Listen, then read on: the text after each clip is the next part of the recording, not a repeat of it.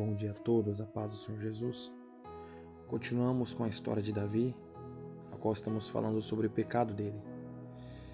Segundo Samuel, capítulo 7, vai dizer assim, do 7 em diante. Então Natã revelou a Davi: Esse homem és tu, e assim diz o Senhor, Deus de Israel. Eu te ungi rei de Israel, eu te salvei das mãos de Saul, eu te dei o palácio, e as mulheres de teu senhor te dei a casa de Israel e de Judá. E se isso não fosse suficiente, eu haveria acrescentado muito mais. Sendo assim, porque desprezastes a palavra do Senhor, fazendo o que eu reprovo? Tu mandaste ao fio da espada o teu servo Urias, o heteu, e tomaste para teu prazer a esposa dele. Sim, tu mesmo o mataste, por meio das armas dos amonitas, e ficastes com a mulher dele.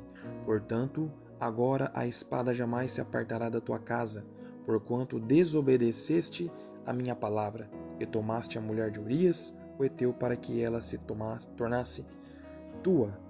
Assim diz o Senhor: na tua própria casa farei surgir a desgraça contra ti.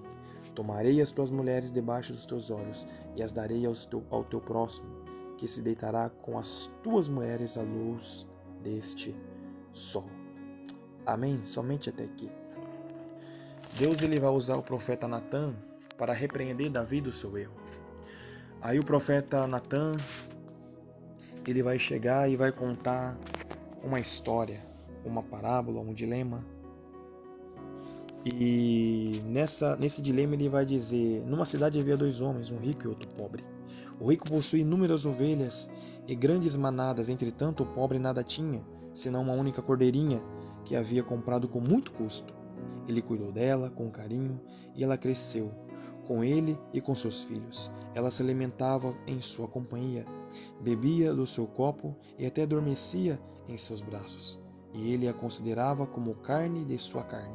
Certo dia um forasteiro chegou à residência do homem rico, mas este não quis lançar mão de uma de suas próprias ovelhas, ou de seus muitos bois a fim de oferecer-lhe uma refeição. Em vez disso, tomou a cordeira que pertencia ao pobre e a serviu ao visitante. No mesmo instante, Davi se encheu de ira contra aquele homem e afirmou a Natã: Juro pelo Senhor que esse homem que cometeu tamanha impiedade merece a pena de morte. Aí no versículo 6, o Davi, ele vai dar uma pena. Ele vai falar assim: Antes, porém, deverá pagar 4 vezes o preço da cordeira, porquanto agiu sem misericórdia. Aí, diante de tudo isso, diante dessa história, aí entra onde nós lemos o versículo 7. E Natã revelou a Davi: Esse homem és tu. Você, Davi, que pegou o que não era seu. Você, Davi, que pegou a mulher do Urias e o fez morrer na frente da batalha. Arquitetou a sua morte. Este homicídio, Davi, vai sair das tuas mãos. Vai ser cobrado de você. O Senhor cobrou de Davi. E o Senhor, ele como consequência, ele vai dizer a Davi que jamais a espada se afastaria da sua família, da sua casa, porque ele cometeu tamanha impiedade. E nós voltamos a dizer que todo pecado ele gera uma consequência. Davi ele poderia ter tudo se ele pedisse a Deus, que Deus o daria por amor dele. Mas ele escolheu fazer o que era mal aos olhos do Senhor. Você já escutou aquela história que a mentira tem perna curta? A mentira ela tem perna curta.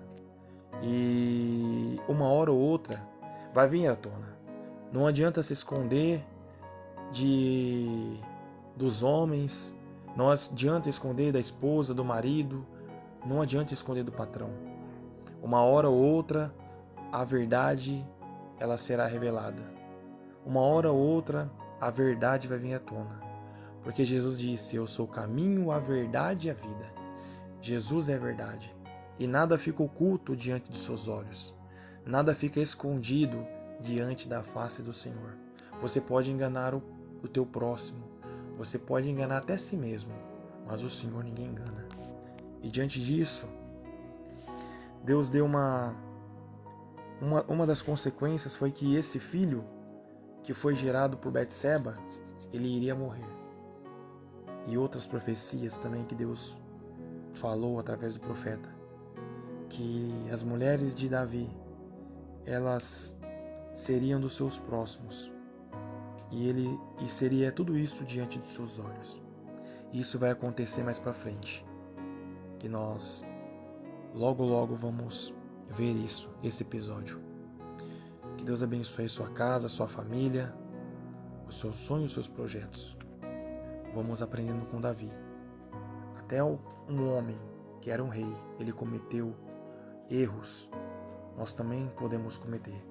Mas a diferença é de nós pedirmos perdão a Deus. Amém? Deus abençoe.